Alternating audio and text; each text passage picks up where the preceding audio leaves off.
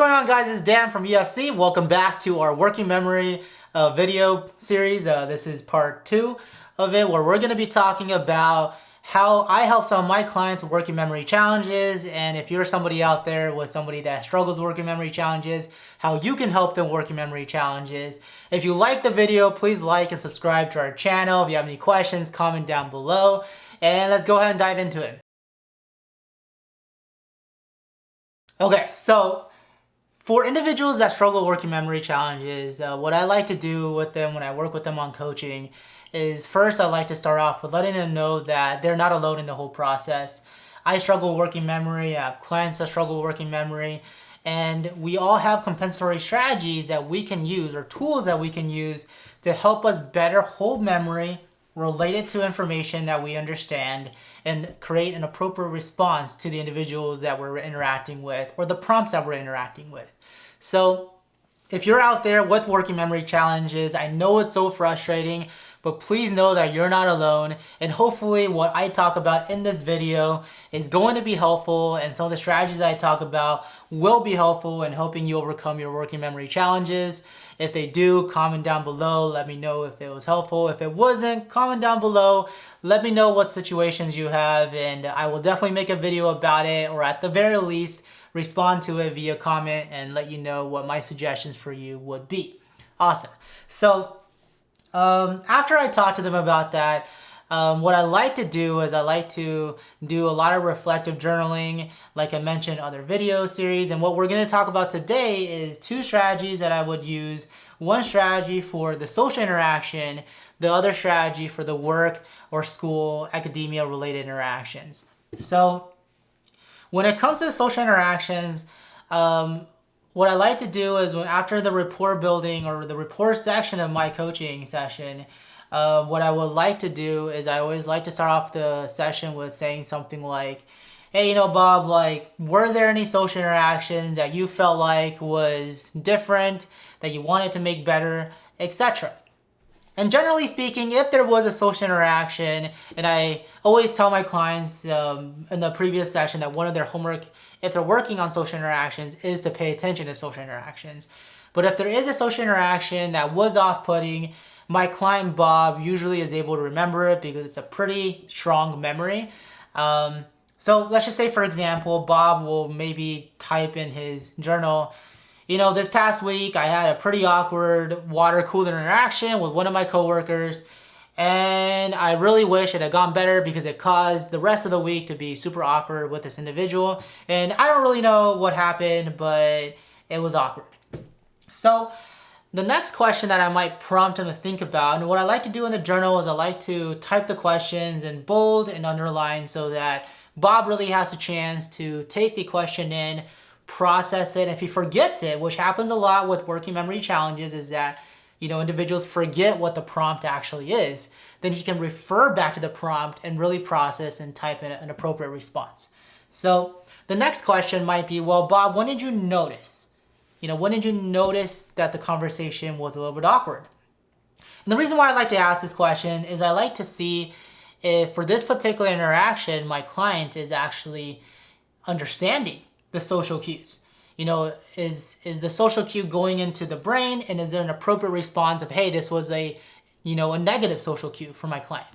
So in this interaction, maybe Bob will write in his journal, I think when I responded to what he was telling me about how his weekend was, whatever I said was off-putting, and I got a weird look on his, he gave me a weird look on his face, and then the conversation kind of died off, and we just finished our waters and went off with the rest of our workday. But afterwards, every single time I interact with him, it was always a little bit weird.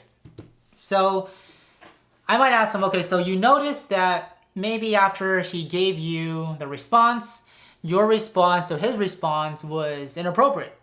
And, Bob is not going to remember, what he said. He's probably not going to, most likely not going to remember what his coworker said.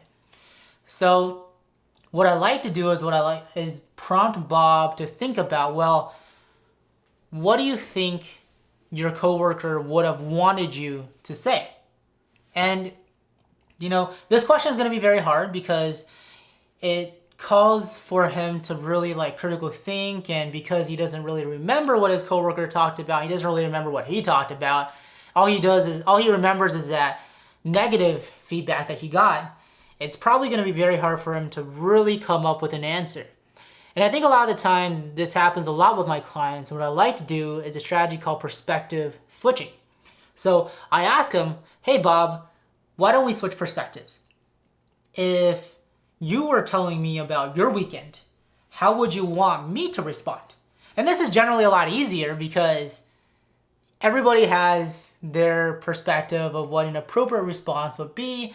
And because Bob is older, he's gone through enough life to know what generally a good appropriate response would be.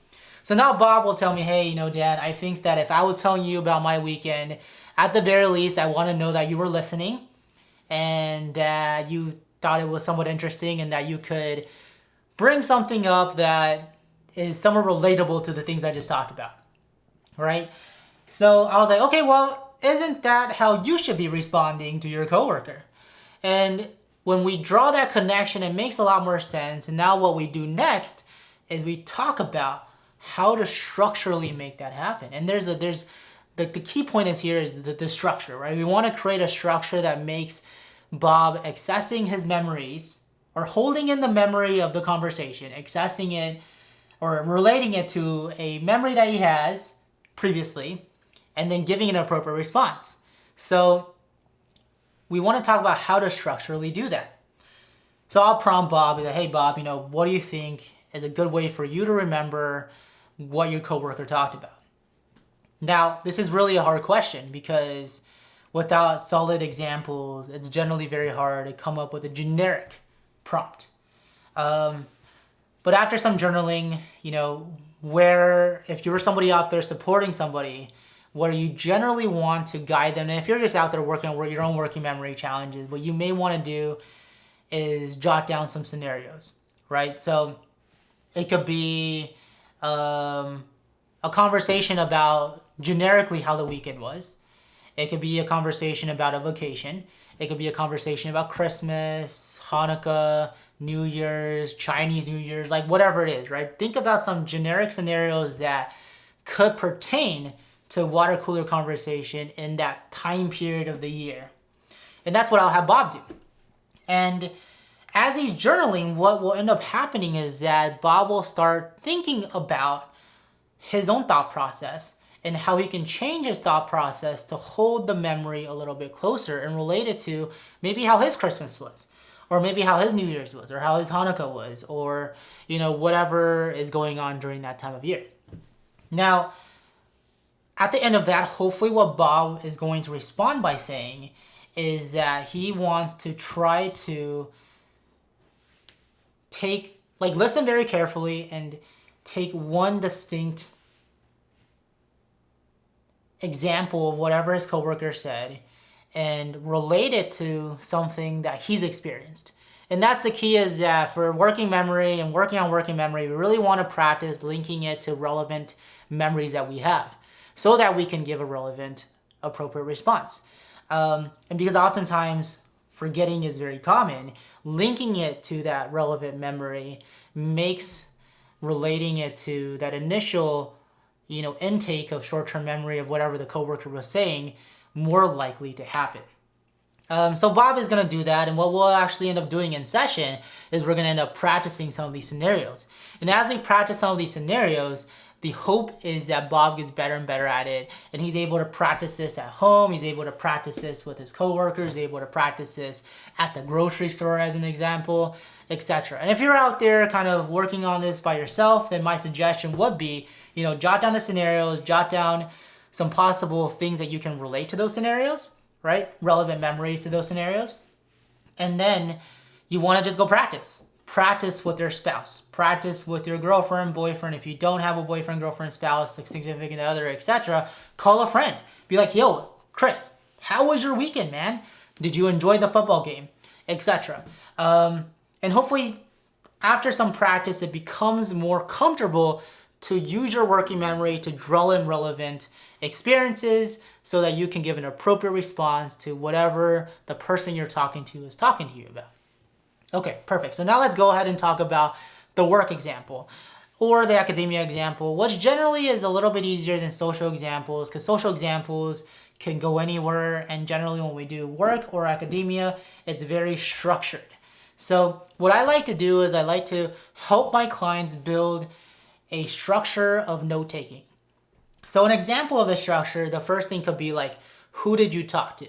So they might write Chris. And then they generally want to come up with like 3 main takeaways from that conversation, or 2, or if it was a short conversation, just 1. And the takeaways could be like, Chris wants to get dinner. You know, he wants me to look up a place and he likes Italian. So the purpose is look up a place to get dinner with Chris and it should be Italian or something. And generally what I like to do is also ask my clients to come up with a deadline. And maybe Chris doesn't talk about a deadline. So in the conversation, as you're doing the note taking, then when you get to the deadline, you want to be, hey, Chris, when do you want to do this? You know, and they might say Friday. And I like to say, be as specific as possible. So Friday, like around what time is going to work for you? And Chris might say 7 o'clock or something. So, you know, I like to make my clients practice that a couple of times with me and get more used to the idea of note taking. And the way that I like to do that is have them note take when I'm giving instructions. And I like to give very clear prompts of when note taking needs to happen. So an example of this would be, okay, Bob, let's talk about what working memory is. So that's a prompt of, you probably want to write down what working memory is and all the key points and what the purpose of working memory is. Or I might say something like, hey, Bob, this is what I would like you to work on between our sessions. So the prompt is you got to write down what we need to work on and what are the main things. And, you know, the deadline is by the next session. Who did I talk to? I talked to Dan. This way, my clients can refer back to these notes. And now what I like to do to help them initiate the task, right? Because I think a lot of the times having the right structure, having the right outline is really helpful. But what happens so much is that my clients lack the initiation to take the notebook out and actually write the notes. So what I like to do, and what you can do at home if you're somebody supporting individuals with the working memory challenges, is whenever you give a prompt that requires note-taking, pause for like 5 or 10 seconds and see if the person working on working memory challenges is actually taking out their notebook. And really give them that 5 to 10 seconds because you want them to feel like, oh, wait, am I forgetting something? What am I forgetting? Oh, well, I need to take notes. Give them the time to process that thought process, because what we don't want to do is we don't want to remind them too fast, because what that will do is it's going to cause dependence of other people reminding them to take notes. And that's not going to bode very well for real life examples, because at work, no one's going to remind you to take notes, right? So give them the 5 to 10 seconds, and if they don't remember it, then what I like to do with my clients is gently remind them, hey, we want to take notes for this specific situation, and ask them, do you know why we want to take notes for this situation? So that they can work on their metacognition of thinking through their thought process of why taking notes for this situation is actually important. So I like to do that. You can do that at home. You can do that by yourself, you know. Tell those around you, hey, if you're giving me instructions, try to remind me after 5 to 10 seconds if I'm not writing it down to write it down or something.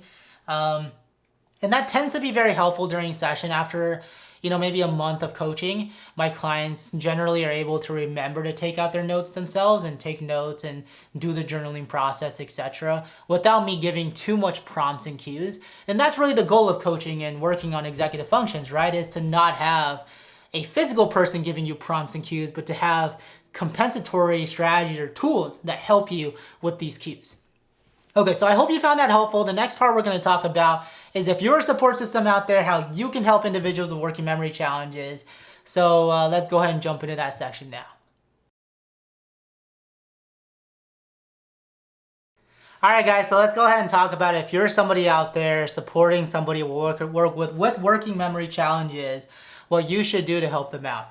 So what I always like to say to parents that are doing scaffolding at home, or spouses doing scaffolding at home, or just anybody that is trying to do any scaffolding, it could be a therapist or a counselor, an advisor, that's scaffolding for somebody that has working memory challenges. what I would like to have them do is always give the individual the time to process what they think is the best structure or the best outline for holding in information, relating it to a relevant memory, and giving an appropriate response. It's very important that they are the ones taking the full ownership of whatever strategy they want to do. So always giving them the time, and give them the time to make mistakes.